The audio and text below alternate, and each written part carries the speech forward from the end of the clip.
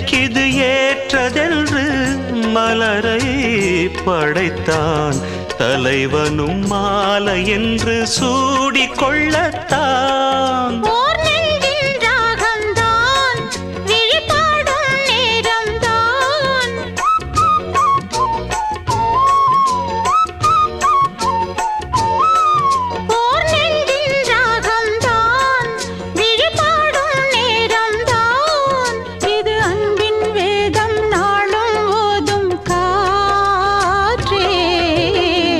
வைகை நதி ஓரம் பொன்மாலை நேரம் காத்தாடுது.